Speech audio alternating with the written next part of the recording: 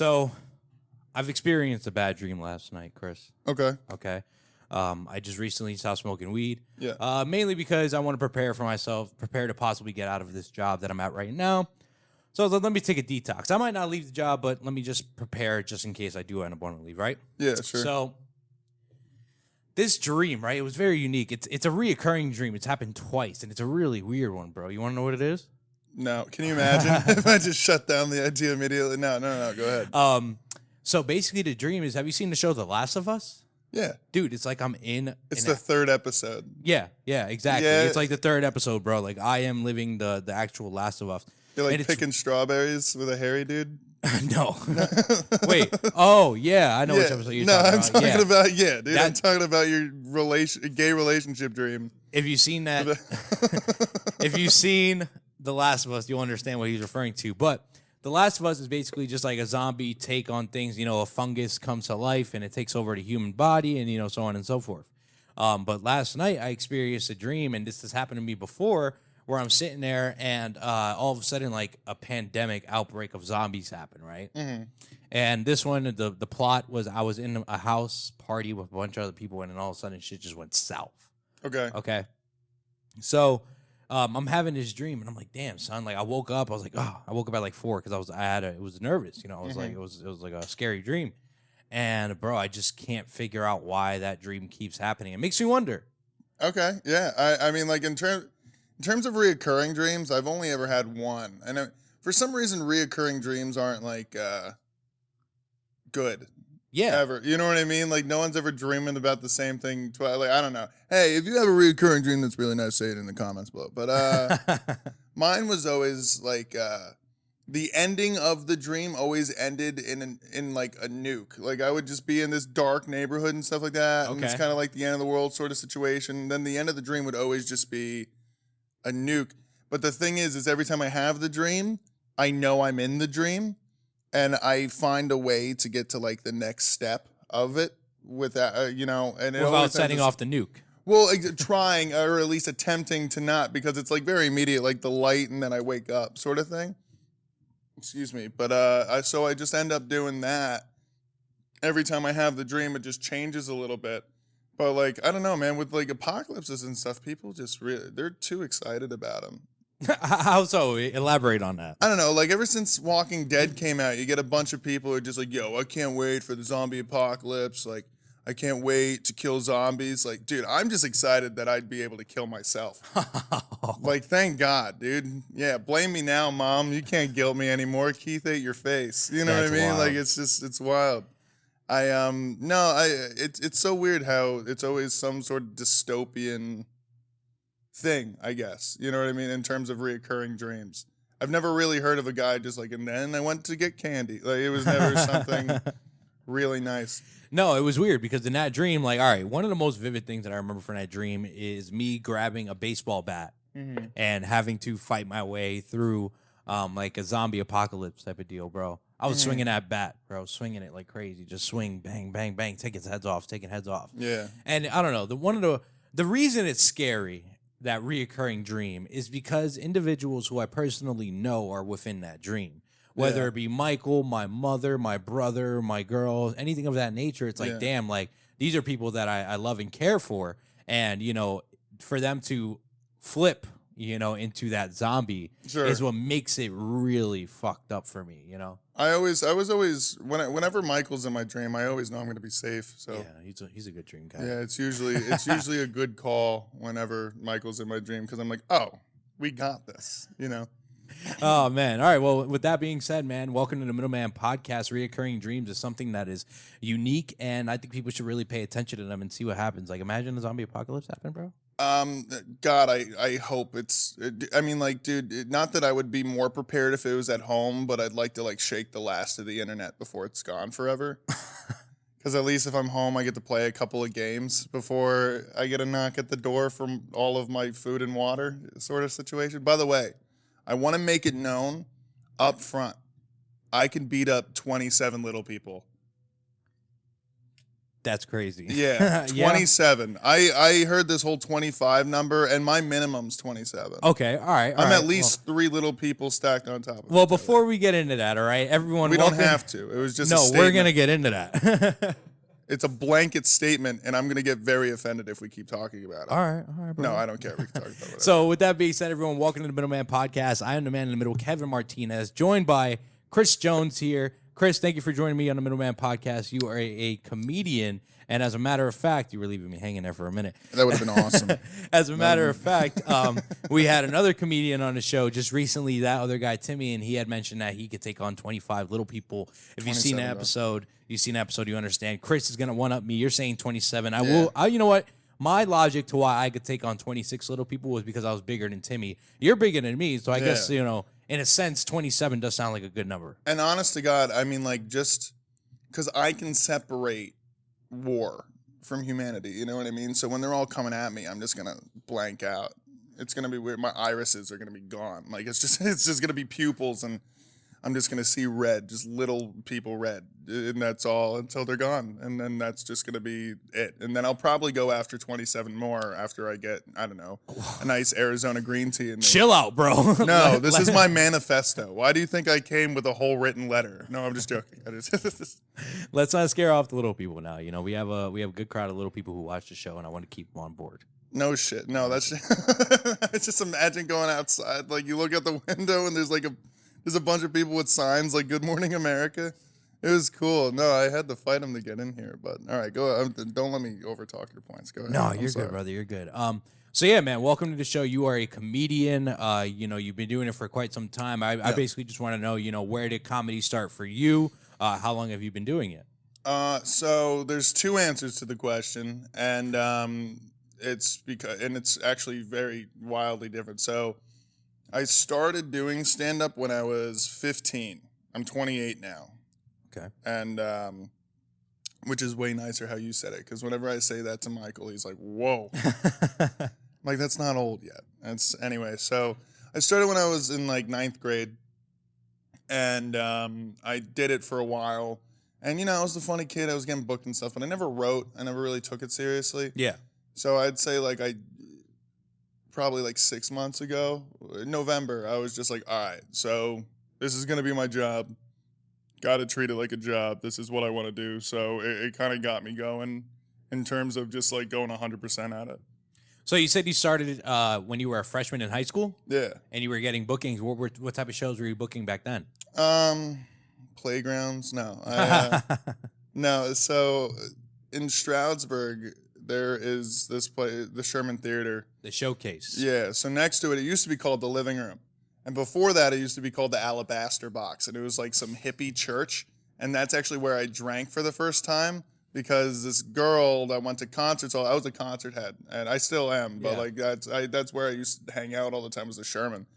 And just putting liquor and green tea, actually Arizona's, ironically. And we're just there, just like, I don't know, like watching people smoke weed while breastfeeding. Like, I don't know. It's just just like, amen. It was a hippie church, dude, as well. And then it became the Living Room, so I started going there for the open mics because it was an all-ages thing. It was a free event. And then once I got my license, it kind of was like 4 or 5 mics a week all over the place, as much as I could get done. But I don't know. It was weird, because if I say I wasted my time, then I feel like I'd go crazy. Just because, like, it's 13 years of doing so. So, like, for me, I don't know how to say it, because I've only taken it seriously 6 months, but I have a couple hundred sets before that. Well, what was that switch before? So you had mentioned that, 6 months ago, you may have not been taking it as serious. What made you switch and, maybe take it serious, legitimate, chase that as a career, chase that as something that you want to do for the rest of your life? Mushrooms. Okay. Yeah. Yeah, no, it's funny. So, like... eye-opener, right? That's what they do. Yeah, well, I mean, like, so I'm pretty, like, I like them. You know what I mean? I kind of do, like, I used to be a macrodose guy, and then I just ended up, taking a few. Like, there have been spans where I would go, like, I don't know, a couple weeks, where I just every day kind of take a few caps or whatever and just hang out at night and stuff. I don't know. It's not like I'm taking handfuls. But this one night, It was with the same like bag that I've been chewing on for the last like however many days, and I ended up taking some, and I don't know what happened, but it was the most vivid, crazy thing ever in terms of just like visual, because I don't get visuals, nothing like that, and I was just like closing my eyes. I was actually on Discord with a couple of homies, and I like closed my eyes and I like genuinely saw my future, which I feel like is so cliche to say. Yeah.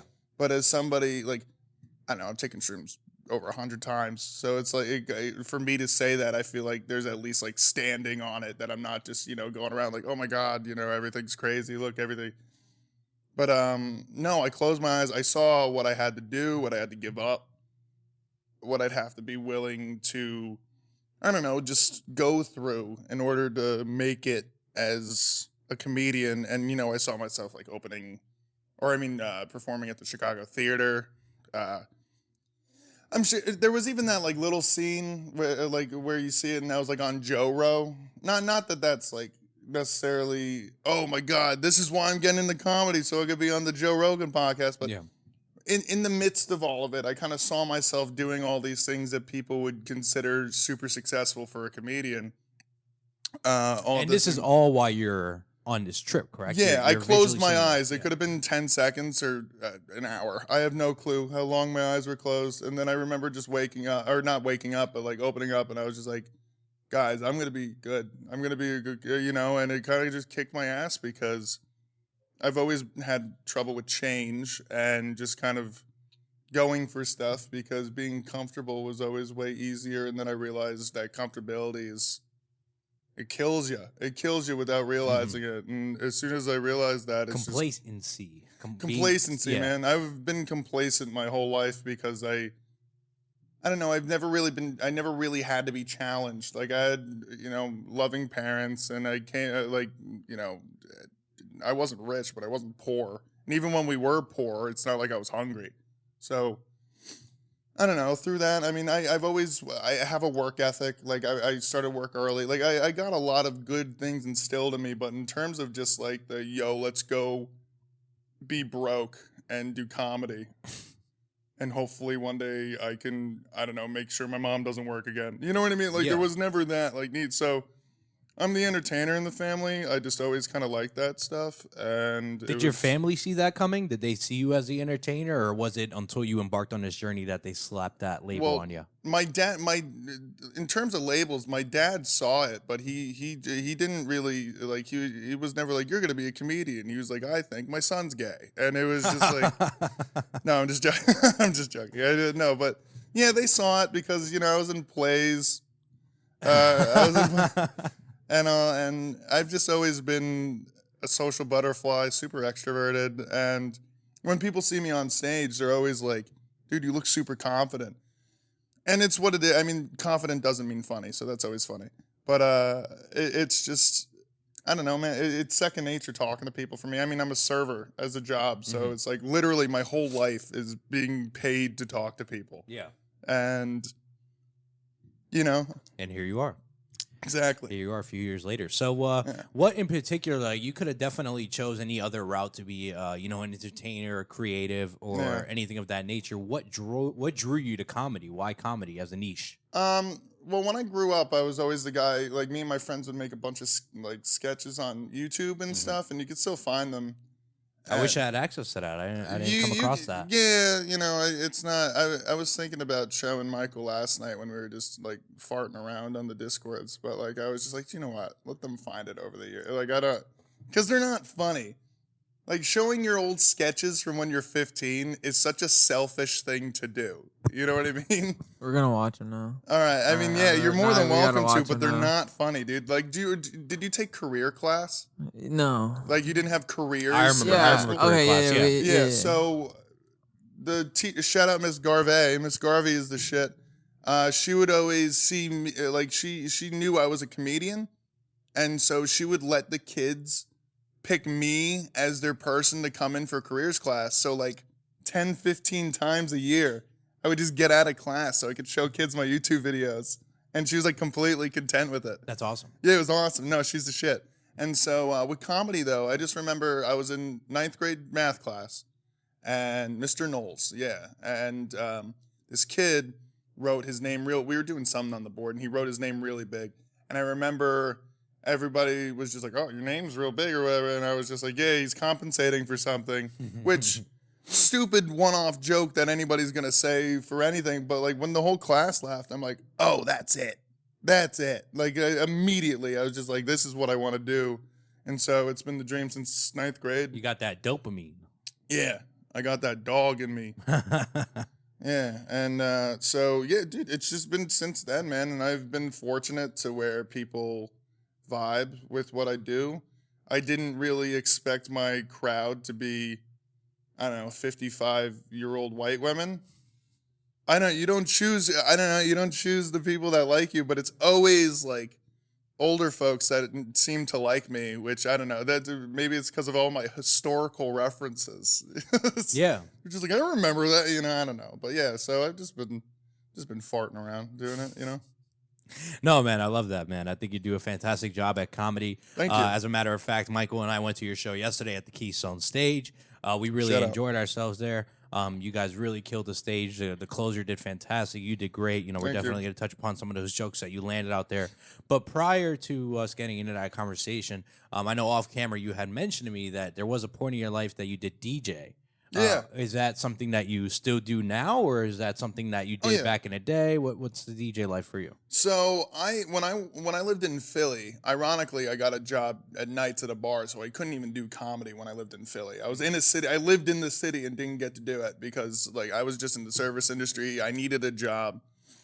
So what happened was all these DJs would come through and do their sets. We'd have two bars on either side, so there's two DJs happening at once, and then there's one green room, which I always went up, which was cool because, shout out Pub Web in Philadelphia. If you're ever in the Temple area, please go.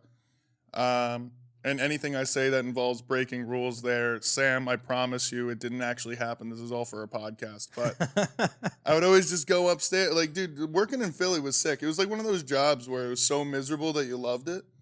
And like That's unique. I've never heard that. dude, like, because when it's just a bunch of bartenders and we're like, this sucks, college kids suck, I hate it. Like, because I went to community college, so like by the time I got to Philly, I was just jaded at all these kids with money or no money, and then they didn't tip me regardless if they did or not because they were just fucking trying to get drunk for cheap and then get laid. So all these DJs would be there. I get to hang out with them in the green room, smoke, do the whole bit, and just like kind of ask them, get super curious, go behind this, they kind of watch them do it. And I was always kind of into it. And I was telling them, like, this seems really fun. So I started doing it when I got home because I moved back because of COVID. And I started with, there used to be, well, it's still there, I think, but it's called Honest Trav's Virtual Dive Bar. Do you know what that is? No, I've never heard of it. So, Virtual dive bar. Yeah, so That's over dope. COVID, when everybody was at home, this guy, Trav, like he made a Facebook group and it grew to like 100,000 people. And it was just a bunch of people drinking on Facebook. It was literally that. It was just a bunch of older, people, just like be like, yeah, shotgun, whoa, like all that thing. And I ate that shit up just because I social butterfly, I love it. Yeah. So I just started DJing on there live. And what I would do is I'd use my mouse and keyboard and use virtual DJ because I didn't have like anything else. So I would just be like transitioning with the keyboard. And dude, I would end up doing lives, blasting my speaker. I had a JBL speaker that I would blast at full volume till 4 a.m. Like my family. Do you know what's funny is my family cared about that less than when I'm talking. They wake up so much easier to me talking than blasting music. I just recently threw out that speaker and there is no bass at all in that speaker. It's shot. But like, yeah, dude, I would just do that because the copyright didn't pick up the music because it wasn't directly audio fed into the stream. And bro, I would have like 800 people watching me. And I'm just like, this is wild because I suck. Like I was not good at DJing. And by the way, if anyone out there who ever wants to be a DJ, you can be a monkey and DJ. Anyone can DJ. Getting good at DJing is different. Yeah. But anybody can DJ. You can learn how to DJ in 10 minutes and it's super, super easy. So what I did was I saved some money. because I got a computer, like I got an actual PC. Before I was just working with like a micro laptop, where it was just kind of like what I had to deal with. Michael's laptop is not the best, by the way. And so I got a PC, and then I'm like, all right, I'll dump a couple $100, and I got a DDJ SBJ3. I'm trying to think of it, but it's one of the Pioneer DDJs that DJ Jazzy Jeff had. It was like his line that came out, which is cool because it has an auto scratcher. Not that I fucking use it, but so I got that, and I would be on Facebook Live literally every day, just DJing for hours at a time because it was fun. And then as soon as things started opening up again, I just got gigs, and I started doing house shows. Like during COVID, I would do like underground dubstep shows. Yeah, that's pretty dope. Oh, it was awesome. I mean, like the scene isn't for me. House music, right? More so dub. Like I usually went from house to dubstep just Gotcha. because it was like a cool transition from party into headbang, and that's just me. But like I didn't have the need or want to make music, so I won't say all of the DJs. Like shout out Color Scheme Creations, my boy Frank. He put me on just because he would give me shows. He wouldn't like I wouldn't need to get paid or nothing because like I'm just a DJ. I'm just trying to hang out, and he would just let me do whatever the fuck I want and open shows and stuff. It was sick, but it was just kind of like, it wasn't, I don't know, the way I describe it is like comedy is a lot less fun on stage most of the time, but the hang is way better. Like obviously now that I'm better at comedy, I'm having more fun on stage, but like it's a lot more stressful than mixing two songs together. Like it's easy peasy. So, but DJing is the most fun you'll have in your life. In terms of fucking on stage, you're on stage for an hour controlling the fucking vibe. You know what I mean? By your choices and the practice you put in. Because it's not just pressing play. Like you have to make sure you know when to flip to the drop. You need to know how to transition it. You need to know how to bleed things in, all that. But like, dude, just the hang is so... What was your DJ name? What was the alias? Did you have one? Yeah, I did. So it used to... So when I did the dubstep shows, it'd be Shundo. Okay. Because that's a shiny 100 IV Pokemon. Yeah. And then, so that's true. But my name on Facebook that everyone knew me by was DJ Sailboat. DJ Sailboat. Yeah. Okay. The reason why was because when I came home, my mom was pretty much like, hey, the only bedroom we have for you is this one. And I'm like, okay, well, thank you. And then I go in there, and the lining of the walls all had sailboats painted on it because it used to be a kid's room. Oh, my gosh. Yeah. So when I go on live, everybody would see the sailboats, and everybody would just call me DJ Sailboat. I remember one time I was just like, I'm just going to, like, I had a Lagunitas, flag that I got for the bar, so I tried to cover it. Everybody was like, boo! Well, show me the sailboats. Like, they were getting fucking super tight about it. That's funny, just, bro. Yeah, so I had to. And now, I did like a small stint with my best friend Gabe. We were called Final Form, and we made music and stuff, and we did it together. We did like New Year's Eve at the Keystone stage. It was legit. It was really fun. My friend actually tore his ACL at that show because he wanted the Fortnite dance, and then he ripped it, dude. Wow. He did, the one he like held on, and then he did like the old like he kicked his legs out from the side to side, like the loser one. Yeah, the loser one. Yeah, but he was holding on to the rail, did that, and then dude, he collapsed like an old hotel. It was bad. That's unfortunate, bro. It was really funny to watch. Going into 2024 with a torn ACL. What a way. Oh no, it was like it was like right at the tail end of COVID, so it wasn't just this last New Year's. I think it was like 2 years ago. Did it ruin the night? No, dude, actually it made it really funny. So, because what happened was when we went outside, because this is the whole thing. You're like, I'm there, I'm doing the set, everyone, I can see everybody, and I just see him just freaking limping around and stuff. Like, he obviously fucked himself up. And when we go outside, I'm just like, Josh, what happened? He was just like, I was just doing this. And then he did it again outside to show him what he was doing. And then he just fucking hit the pavement. I'm like, dude, you're a cartoon character. What are you doing? You probably just made it way worse. So he tore his ACL. That's wild. Yeah, he's a dumb little silly goose. And I love him. But it wasn't my leg. So it was very, it was very It's funnier when it's not your leg. Yeah, I get it. Yeah. But yeah, so I used to DJ. I still DJ now if like, like, I don't know, a couple weeks ago, I did a fireworks barbecue because I know the guy who owns Bada Boom, and he was just like, yo, do you want to do this? Good payday. I'm like, sure. Then the next day, I took off of work so I could DJ for like a communion party for my friend's like little sister. Easy, dude, DJing's easy money. It's just, it's something that I enjoy doing. It's something that I care about. But at the end of the day, like, I also know like what goes into it. The hardest part about it is like setting up, breaking down, and not smoking cigarettes while you're just in a room playing the Macarena. You know what I mean? Yep. So DJing, right? That was your past in DJing, and now the main focal point is comedy. Yep. And as I mentioned before, Michael and I went to your show yesterday at the Keystone Stage. It was a great show. I got some of your jokes here that I wanted to bring up. It seems like stealing my material. Dude. I'm not stealing your material. I'm just trying to elaborate on it. Callback. We're feeding it. It seems like Francis. Francis, your cat. Yeah. That's my beautiful little baby girl. That's a beautiful baby girl. I really enjoyed your joke about the types of cats. Thank you. The Mancoon, the different breeds of cats, which is I understand what you're saying, bro. Yeah. There really is just two breeds of cats: the furry one and a naked one. Yeah, dude. So do you know what's funny is you said Mancoon. And originally, that's what I thought it was called. Apparently, it's a local dialect thing because my buddy Dan. Really? Well, my buddy Dan, who was on the show, also he's from Texas and calls it a Mancoon. And apparently, it's a Maine Coon because there's the E or whatever the fuck. I don't know. I didn't look it up. And so people on stage up here, when I was saying Mancoon, they're just like, dude, I don't think you can do that. And I was just like, why? It's a cat. And they're like, yeah, no, but it's a Maine Coon. I'm just like, okay, cool. And then Dan's just like, I thought it was the Mancoon. You know what I mean? So he does have a funny accent too. Dude, yeah, he's a Dallas boy, man. I love Dan. So but yeah, no, so I didn't, in terms of cats, I always wanted one. Like I had them as a kid, but like I didn't in my adult life have a cat.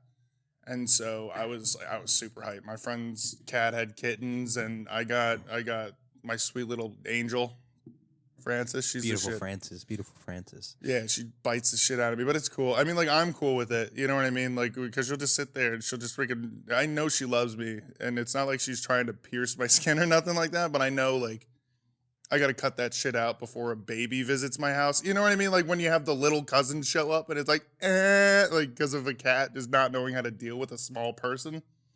So I don't know. I'll figure it out. I know two cats who actually have vendettas against younger individuals. No joke.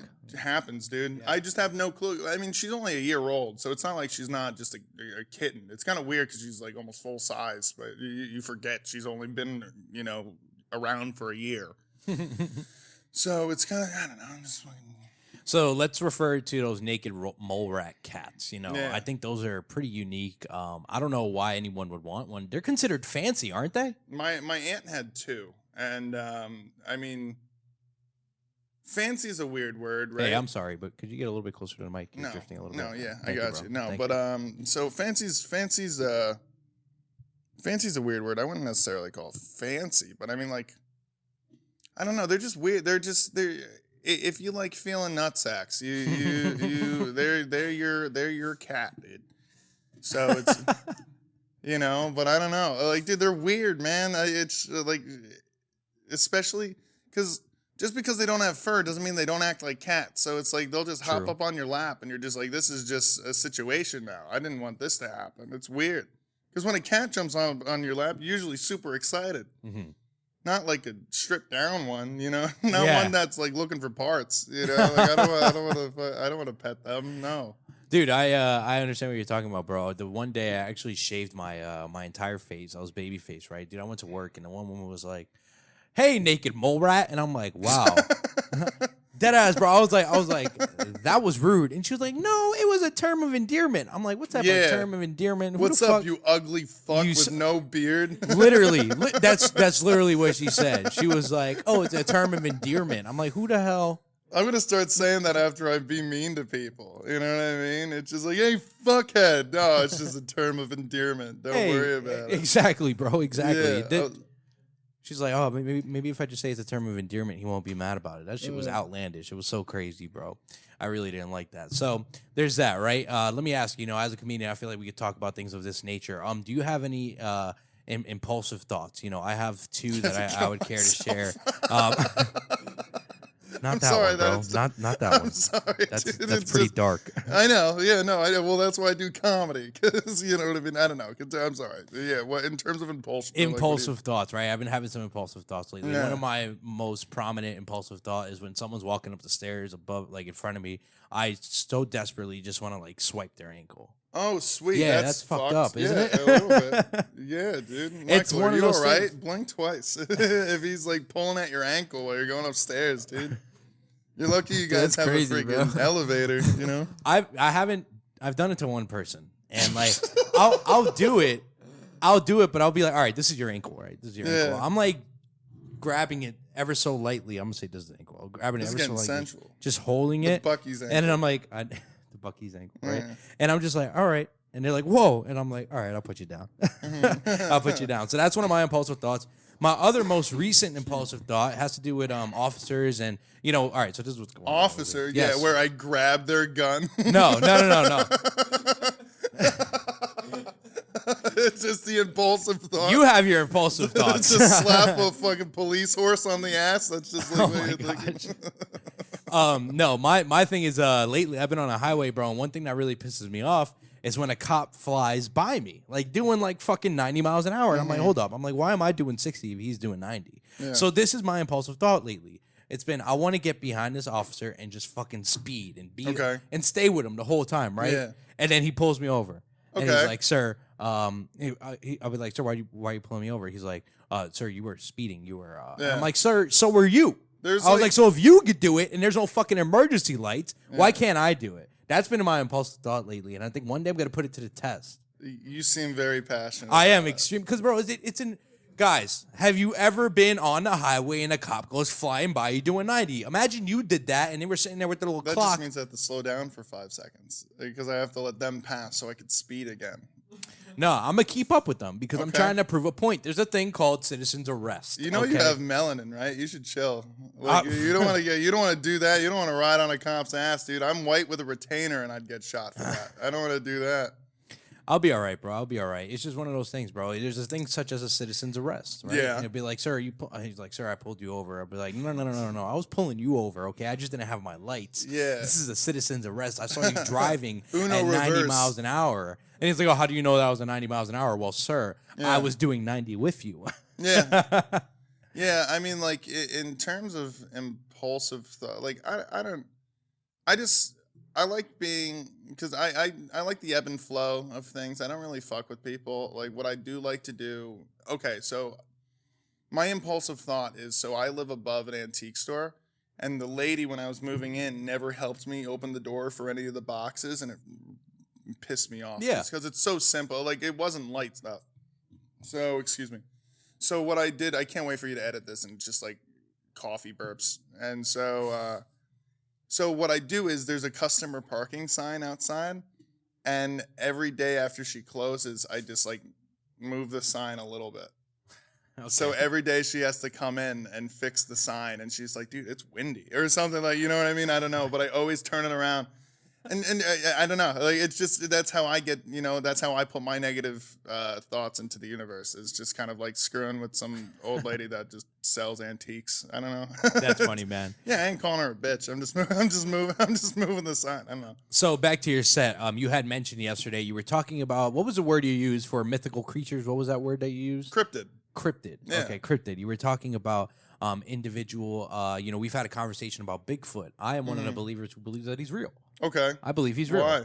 Why? Yeah. Because we have so much footage of this guy walking everywhere, right? No, we don't. Yes, we do. All right. I mean, like, it's not high quality. You don't got Michael on the camera. You know what I mean? That's what I'm talking about. That's because he's the man. No, I definitely think Bigfoot is real. What's your take on Bigfoot? I know you said you think he has a Cricket wireless, which more than likely he definitely does. Yeah, I mean, like, to be honest, dude, that's just a joke. In terms of cryptids and shit, I think it's kind of like, I don't know. There's like, what, 7 billion people in the world. There's gonna be one dude who kind of looks like a Bigfoot, and there's definitely more monkey suits in the world. But like, it's funny. So I had a friend. Like, was it? I think it was Sam last night. If it wasn't, where he was talking about Bigfoot, and he was just like all these people on TV making calls for Bigfoot. Like, So I heard a joke not too long ago from a buddy of mine where he was talking about how it would be funny with Bigfoot, how all these people are making like mating calls to get him in. Like, Okay, yeah. What do you want? A 7.5 foot Bigfoot to come at you through the brush, horny? You know, like. So it's like I don't know. In terms of cryptids and stuff, dude. Like I'm not a big believer in that. I hate to be the guy who's just like, I don't think anything happens after. I don't think any of these things are real. Like, you know, I'm not completely dismissing that like all these creatures or spirits or whatever the hell is like real or not. I'm not gonna like stand on a soapbox and be like, no, definitely not.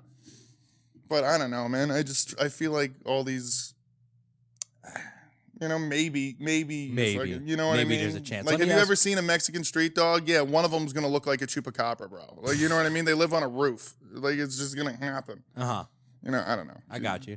Let me ask you. I was looking through your Instagram, looking through your social media, guys. Make sure you check out Chris's social media, Chris Jones Comedy.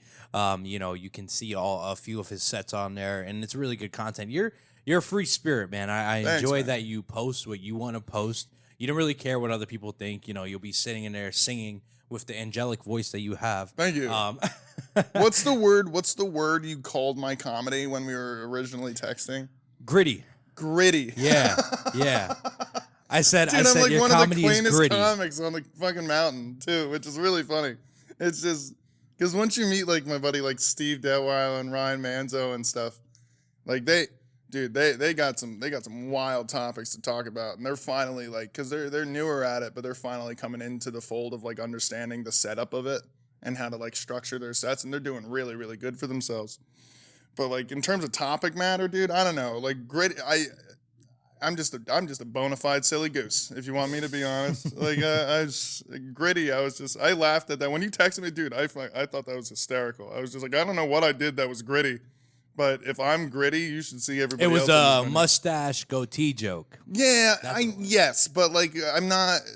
It's one, it's funny, and two, it's not wrong. What I said was my dad had a mustache, and now I have a goatee.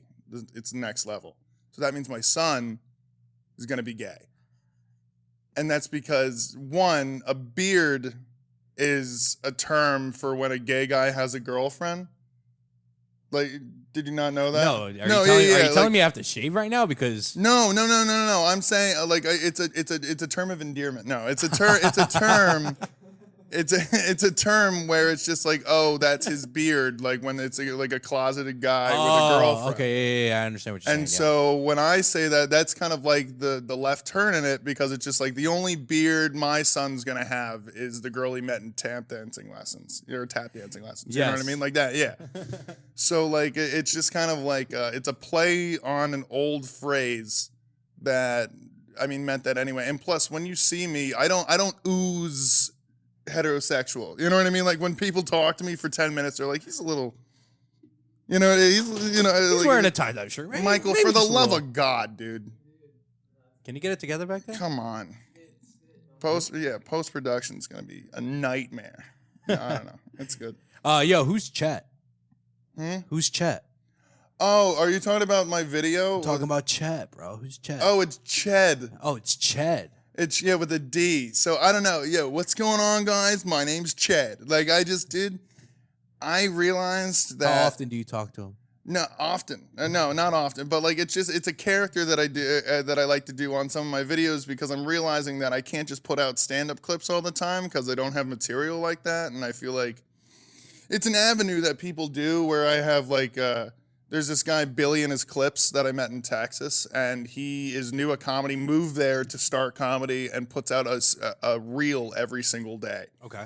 And, down there you have the opportunity to write, not write more, because everybody has the opportunity to do that, but it's a lot quicker, and the turnover's a lot quicker because you're doing, like, 3-4 sets a day.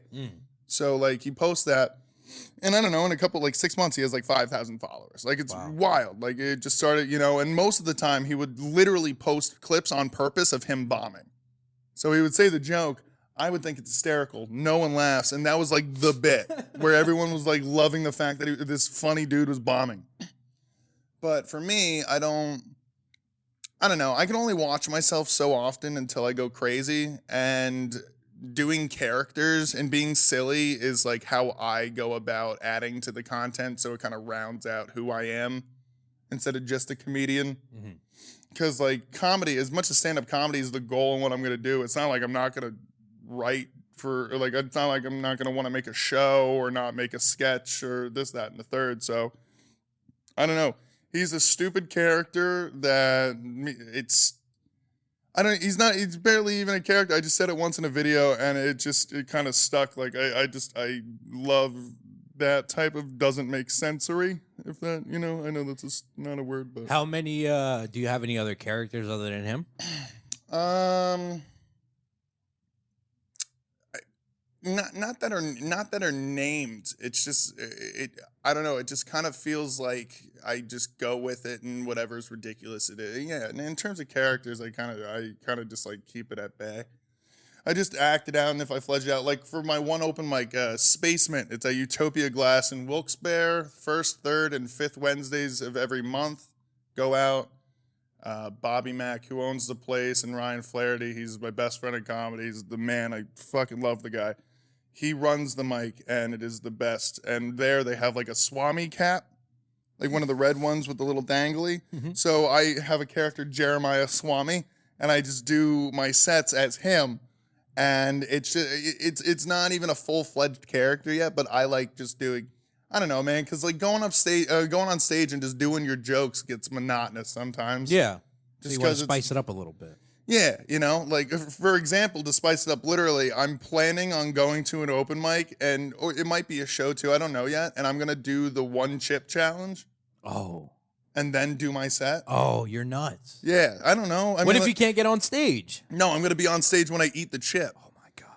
And I'm going to do 20 minutes. I'm just going to go until I throw up. Like, I'm going to see how long I could do. Because I love spicy food. What do you think how long do you think you're going to last up there? Do you think you're going to make the whole set, or do you think I think I'm going to make the whole set because I'm there for the joke. Like, because, dude, at that point, like, if I'm taking a one chip challenge, it's not my jokes that are going to be funny. It's going to be your reaction. It's going to be everything else, So it's like... That's when I just figured it's different. It's something that I haven't seen someone else do, something that I'd like to do. And like I said, I know I like heat. Like I really like heat, like in terms of food, but I know this is going to be miserable. Like I'm not stupid. Like I know because I get labeled as a Caucasian at restaurants. So I'll go to like an Indian place and I'll just be like, yo, can I get the chicken vindaloo? And like super like it is very spicy and I love it. I'm like, dude, make it legit. And they're like, are we wasting this food right now on a cracker? And then they give it to me and then I could say it. I know, you're right. So, I checked. We're good. I can say it. Did this honky ass cracker just ask me for a vindaloo? No. So I get it. Dude, I love this stuff, man. I absolutely love spicy food. And I know what being miserable on it's like. So I'm okay with doing that because I know I'm not going to go to the hospital. Wow. Yeah. I know I'm going to be miserable and hate my life. Can you let me know when that is? Because I think we got to be there, Mike. We have Oh, to dude, be I there for have that. to. I need it to be a spectacle. I mean, like, at the same time, I want it to be organic. Like, I don't want to just, like, be like, everybody show up. Because this is the day I'm going to be miserable. Like, I'd rather it just, like, show up to a mic where all my friends are at and just be like, yo, all right, let's eat the chip. Do you already have this chip, or have you not made the purchase for it yet? So my buddy bought it, but we were going to try it at work. Just after work. But, like, we were going to try it at work. Can you imagine just serving tables? Oh, dude, actually, I just want to start doing, hey, you guys want to go driving on the one chip challenge? But, no, so I'm either gonna try it with them first or just buy my own chip because he said he'll just give me one of them and then I'll just take it to it and then we'll fucking see what happens. Nice, man. So you've been in this area for quite some time. You started your career out in Stroudsburg. Mm-hmm. The venue, the showcase has changed 3 times since then. Yep. Now you're up here in Scranton. You do shows in Wilkes-Barre. You have mentioned that you've gone to different states like Texas.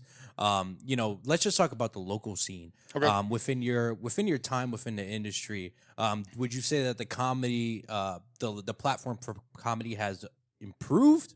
Or is it about the same since you started? Are there more open mics popping up everywhere? Mm-hmm. Or is it dwindling? Or is it about the same? So I mean, there's ebbs and flows to it. Ebbs and flows. I don't know. So back when I was like probably the most I was into it in my early 20s, when I was going to a bunch of mics and everything like that, there was a lot of spots, a lot of comedians. And then COVID happened, and it's kind of weird talking about stuff like this when there was a literal pandemic that closed the world. Yeah. So it's getting back to it. I mean, a lot of the faces changed in terms of it. Like, there's not too many that I came up with that are still kind of around. But then you get cool people like, Joey Tepedino out of the Lehigh Valley who's still doing it. And then, Russell Austin, John Bubble. Like, you see a bunch of people that I've known for quite. Ryan Flaherty still has done it, for years.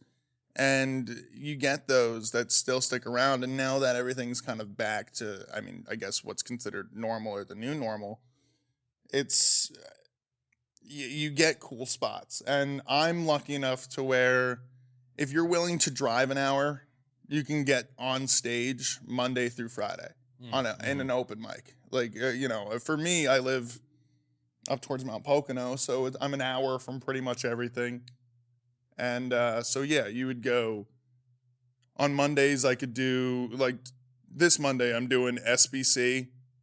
Susquehanna Brewing Company has one. It's outside, which is cool. If I can make the drive, then I'll do Binghamton, New York after that. I'll drive the hour and change to Binghamton to get it set there. And then I drive back to Oliphant to do the mic at the Keystone. Yeah. That's a lot of traveling, man. It's a lot of traveling. Try to. I mean, like, and it's, you can't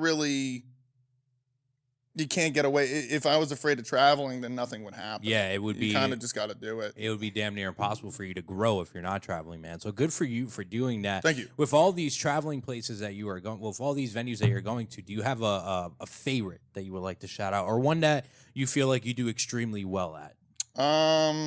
So I'll just riddle off some mics just because, like, I feel like everybody should go out and do or try what they want.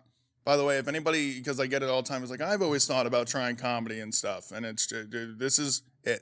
Do it. You're going to suck. Yep. Deal with that because you're going to suck for a while. Like, people are like, oh, Chris, you're good. I'm like, yeah, but dude, like, I still suck. Like, in terms of, like, I'm not being mean to myself. I'm just realistic about where I'm at in terms of everything. But so Mike's Keystone stage in Oliphant, go. It is awesome. Dan, Billy, and Paulie own the place. They are really cool. And so on Mondays, they're mixed mic. On Thursdays is the comedy workshop. And then you get places like the V Spot with Rich Howells, like NEPA Scene. Yeah. If you're, NEPA Scene is one of the like biggest platforms in the area. Rich is one of the nicest people I've ever met. You know he has a podcast, right? Oh, yeah, I do. I was on it. Yeah, no, it's a really cool setup, man. He has his own place where you have to, like, go into a cellar. Yeah, I actually, as a matter of fact, before we moved here, we were actually recording in that studio. Yeah, it's a super cool place. And like I said, just Rich is such a stand-up guy. Everybody who is involved with any PA Scene is invaluable to the community. Like, I can't state that enough. Like, Rich Howells is imperative to the Scranton scene. For I would agree with comedy. He's the big nuts around here, and he does not act like it. He knows exactly how good he is. He knows what he does and doesn't change as a person at all. And he has been the nicest, most forthcoming guy to everything I've ever done since I've started, because he's just been around doing the work for way longer than most people have. Shout out Rich House. Shout out NEPA Scene. Yeah. Listen, I'm going to put you on a spot here, bro. Michael had told me something about Austin. Yeah, what about it? I don't know. Is there a story that we should hear about Austin? Was there a specific one you said, or just in general?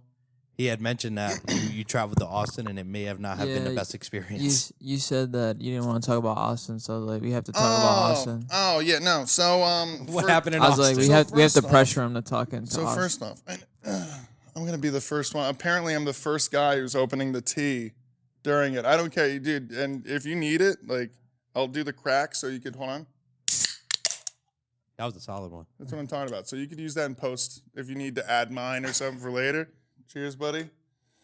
So, no, I'm not going to be the fucking comic who's coming on a podcast and talking shit on Austin. Like, it's nothing like that. No. So here's the gist of it. So I'm looking for a place to move so I can make this my life. Mm-hmm.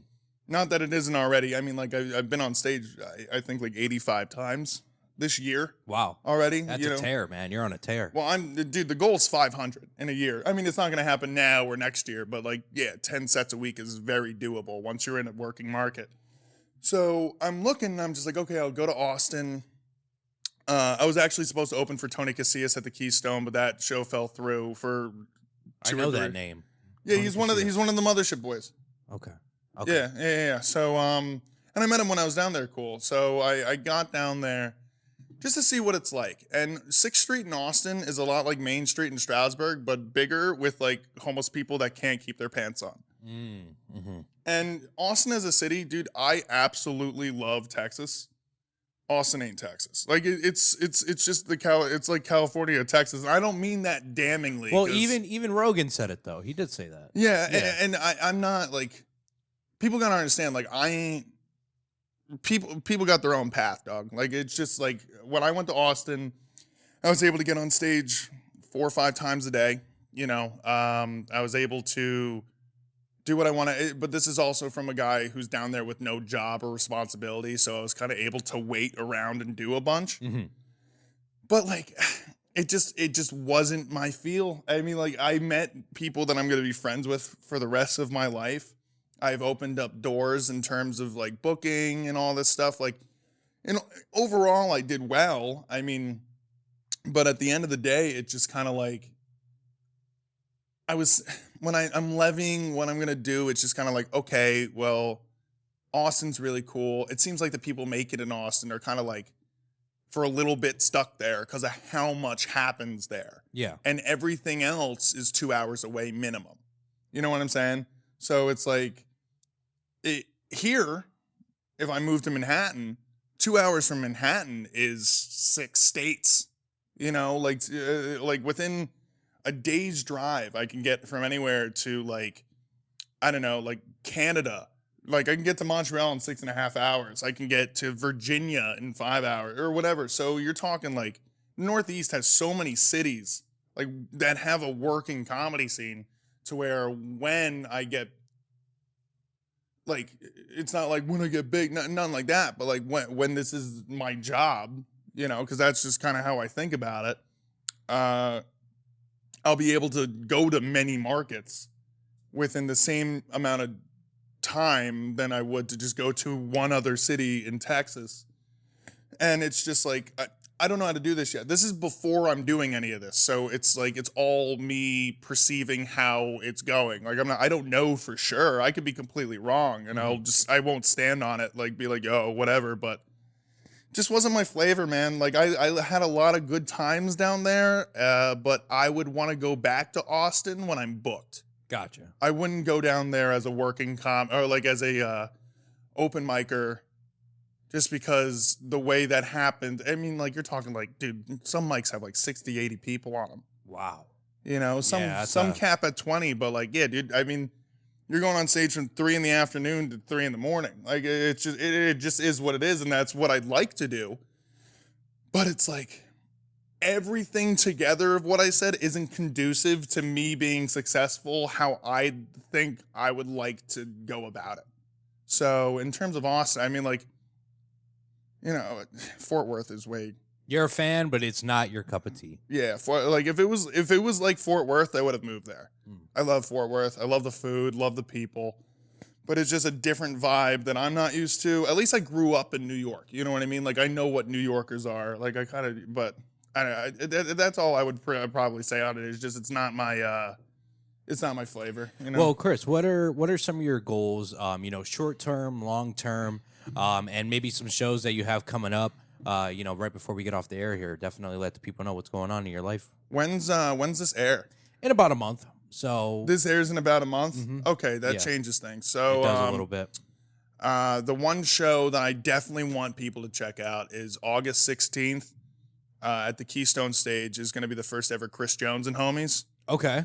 And it's for my birthday. It's my birthday show. Mine's on the 17th. July 1st. Is when this is going to. Yes. Okay, so yeah, August 16th. I'm actually hosting that show. I'm going to do 10 minutes up front and then let like my friends go, just because I kind of want to hang out and party and like showcase my friends. That's awesome, man. Yeah. And that's how I'd like to spend my birthday. So that's what I'm going to do. Tickets are going to be $10, cheap. You know, get them through me, 15 at the door. And in terms of goals, I mean, it's a marathon, not a race, is what I'm told. I mean, like it's very hard for me to like separate it in terms of just like I'm me right now. I want to be wherever right now, but it's not going to happen for years. It's a very weird thing to like get into something where it's like you don't know when it's going to be tangible, and it could be 10 years. I'm in the same boat, man. I understand. You know, so it's in terms of short-term goals, what I want to do is more so just like get like specific clubs. Like I'd love to do like Emmaus Theater. I'd love to figure out how to get into Wisecrackers, stuff like that. Mm-hmm. Well, just because they don't have an open mic, they almost pride themselves on not having an open mic, and which is fine because like they pull from a talent that they could accept liability for. You know what I mean? Like because when it's like the Don't Tell shows, for example. Mm-hmm. Like the guy who runs the Don't Tell or whatever, like he's not Don't Tell. He's higher, like he works for Don't Tell, and it's a trickle down system to where now, if something happens because he put on a local kid and something goes wrong, he's liable for it or something. I don't know. Like I can't imagine the ins and outs because I don't do it, but like. You know what I mean? In terms of me getting to a place where I'm professional enough to like go to these places, that's what I'd like. Not that I'm not. It's just I'm making a name for myself. I have a name for myself locally. Now it's like, let's get into the suit and tie shit that I could learn how to work clean, which is fine. It's more so longevity with the clean jokes. You know, like I don't have an hour clean. I wouldn't want to do an hour anyway. I feel like the fact that I'm getting half hours is kind of wild just because of how short I've done it seriously. Mm-hmm.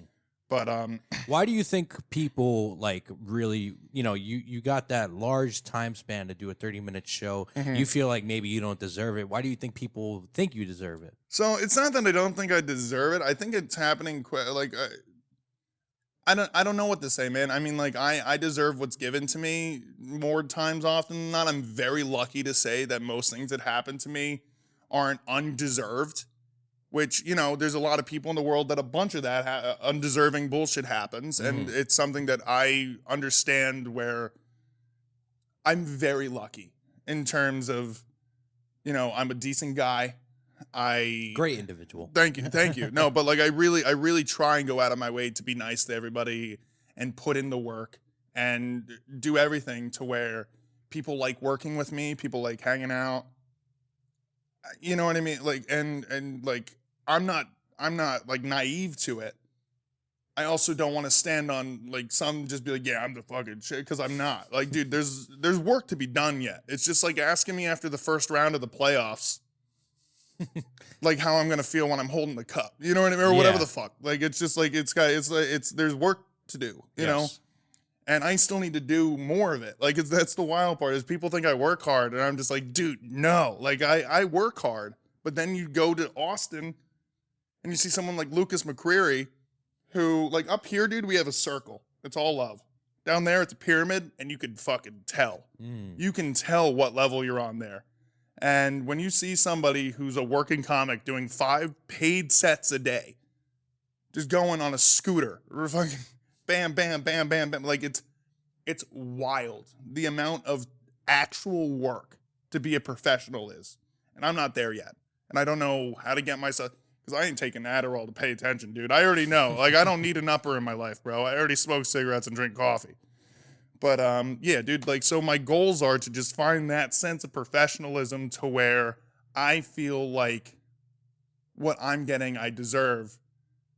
Not, and again, it's not like I don't deserve it, but I want to make sure that what I'm given, I can match. Gotcha. Mm-hmm. You know what I'm saying? So that's my goal. You don't want to have that feeling of imposter syndrome. You want to have that feeling that you are here because you did all the work and you belong here. Exactly. You know, and respectfully, bro, I'm going to just say this. From seeing your page, from seeing your work ethic, from seeing you talk to people, I would say you're definitely well on your way because you are putting in the footwork. You know, you're putting miles, endless miles in your car to go to show to show to show. You're trying to bang out 2-3 shows in a day. And, I don't hear about that often when it comes to comedians within this area, or maybe I'm just not talking to the right people. But let me just say you're one of the first individuals who I can see actively getting your boots on the ground, going to different venues to get your name out and get people to know who you are. And Thank you. Dude, I've mentioned Chris Jones to a few people, and people do know you. You're known within the local scene. So, keep at it. You're doing a fantastic job. Yeah. And there are names, by the way, just so you guys know. Like, there are a bunch of comedians around that really work their ass off. And if anybody gets the chance to go to an open mic, one, realize it's an open mic. Two, if you have a couple bucks, go to their shows, because the comedians around here give a shit. And it's really cool to see, because, like, we don't put anybody down. We have a friend who just started. His name's Samid. And if you see him, super, super, super green, like, very new. And when people are like, because he'll like do a set where maybe he'll say something about whatever the hell, and dude just started writing jokes. Like, he just started. So when someone's like, "Oh, that guy fucking talked about," and then I'm just like, "Okay, well, yeah, but like, he has to test it. You gotta talk to, like, that's why I'm just like, that's why we'll talk to. You know what I mean? It's a loving situation, dog. Like, it's just like, and every time he goes on stage, he's getting better and better and better because he's listening to other comics about the small stuff. You know, you have to be true to yourself for sure, but it's just like, if you can't trust the scene around you to help you in ways that you can't help yourself because you don't know how to help yourself, then it's kind of like wild. Like, Zach Hammond and Ellen Doyle, and Dan Danzy from the Keystone and stuff, invaluable people. Like, they, like, just like Rich Howard, dude, they show up to workshops. They get paid to do comedy. This is their job. And they come to workshops to help us write jokes, or how to go this way or that way, or how not to make it cheap or something like that. You know what I mean? Like, and Ellen she just recorded their special in Manhattan. And Zach travels the country, just got back from Oregon. Dan just did the show tonight. He opened for Ellen in her Manhattan show. So, like, you're talking about people who really get in work, and it's important that you always give back what's given to you, because someone gave you something at some point and you better reciprocate. What goes around comes around. Yeah, they're very, very, and please, if I've mentioned any names at all, like Ryan Flaherty, like, everybody, just look them up. There is a very healthy local scene amongst here, Binghamton, New York, Bethlehem and Allentown is a huge scene. It's wild, dude. Like, if anyone ever he doesn't have a social media, but go see, if you see the name Tane, go see him. Tane, okay. He's a freak. He's the greatest dude. Dude, he's in this like 6 months already, and he's murdering. I've never seen anything like it. Go see anybody, like Marty, Sarah Cartwright. You got, so many great comedians are around within 2 hours from here, and we all travel. You just need to go look for it. Yep. And now it's becoming more, you know what I mean? It's prominent. It's in your face. It's in your Yes. face. I'm seeing a lot of the don't tell in my face a lot recently, so if you're looking for it, if you're actually looking for it, it will arise. Yeah. For sure. Terry Graham. Yeah. No, there's so many. Paul Spratt. Dude, Paul Spratt is the guy, you saw him when you went to your Don't Tell show. Okay. Yeah, he was one of the comedians on that. And I've never met him in person. I've only met his girlfriend because she ran the Don't Tell show that I was at. But, like, he's been so nice. They're doing a Lehigh Valley's Funniest competition at Emmaus Theater, like, this next month and then the next month after that. And I'm in the first round anyway, because you can just sign up, which is cool. It's a cool credit. But, like, dude, he helps the local scene, and he's doing 4, 5, 6 shows a week. Wow. And he's, you know what I mean? And he's doing Don't Tell as a side, like, all this different stuff. Like, Paul Spratt's a fucking man from what I can understand. And, like, I want to, like, meet him, because we just keep missing each other, just like wisps in the wind. Set that up, bro. Set that up. Get after Oh, yeah. it. Well, I was going to do the show last night, and then I had the other show. But, like, it is what it is. We're going to meet each other, because I'm not going anywhere, and neither is he. So it's I'm very excited. But yeah, the local names around here, go see them. Dreams are achievable, because you don't have to be Joe Rogan to be a working comic. Are you going to be rich? No. But, like, dude, in the area, within 20 miles from here, you have people making a living on comedy. And you don't realize that. You don't think about it. Mm-hmm. So that's the attainable goal. Seeing those guys and girls and everyone, but like fucking like them being around and then giving back to the What whole, started them in the first place. exactly. Mm-hmm. That's why I like running mics, because it's the same shit. Like one day I want to own a club and just have a free open mic night and stuff. So I don't know. It's I see where I'm not trying to like ramble, so I'll end it there. But yeah, go see the local scene. We're awesome. Love that. Chris, it's been a pleasure, man. You are a Absolutely. fantastic person. I'm excited for Thank our you. tea time session here, man. Your show was great last night. I'll definitely be sure to pop out. You said August 16th. 16th. I was Yeah. going to say 15th. August 16th. Friday, August 16th. Perfect, man. I would love to be there, and hopefully I catch that show with the one chip challenge, because that's Yeah. something I don't want to miss. So one thing I will just to add, because it's like the one name that I didn't mention that I want to say, is Jessica Delfino. Go look her up. She's a Manhattan comic that came in. The one that I saw at Dotel? No, that was Terry Granahan. She's also great, but she just traveled the country.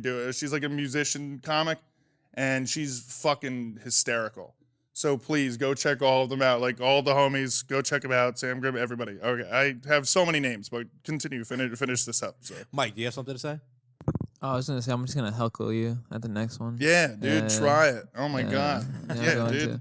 to. Hey, I we'll saw see how it goes. No, I don't know. It's fucking. And with that being said, everyone, I am the man in the middle. This is Chris Jones Comedy. Cheers, bud. Be sure to check him out. We're going to transition into tea time, not brought to you by, but inspired by Arizona Iced Thank you, Tea. Michael. Thank you all for watching. Thank you, Michael, for being here. Thank you, Catch you Michael. all later. Peace. Deuces.